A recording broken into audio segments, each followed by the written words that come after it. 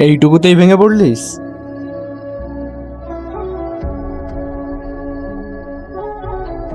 ভেঙে পড়িনি,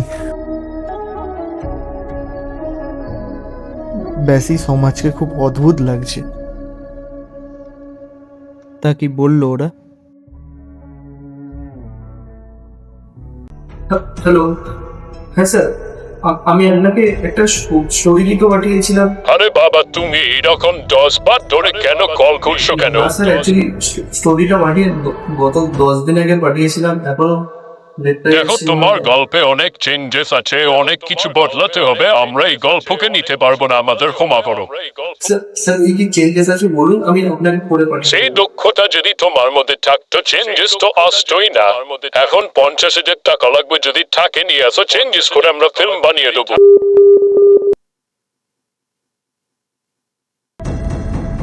50,000 টাকা লাগবে, যদি থাকে নিয়ে আসো, চেঞ্জেস করে আমরা ফিল্ম বানিয়ে।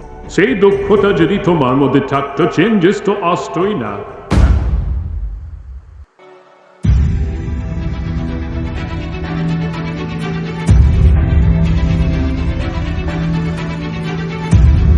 আচ্ছা, আমাকে একটা কথা বল, গল্প লিখতে বা গল্প বলতে কি কোনো রকম টাকা লাগে?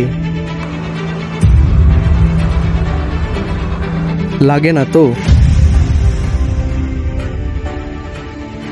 তাহলে নিজের মতো করে বল, শূন্য থেকে শুরু কর, যেখান দিয়ে সবাই করে।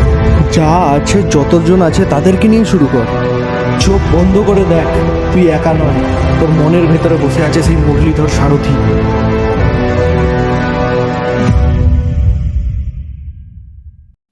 कर्मण्यवाधिकारस्ते मा फलेषु कदाचन। मा कर्मफल हेतुर्भु मा ते संगोस्त्व कर्मणि।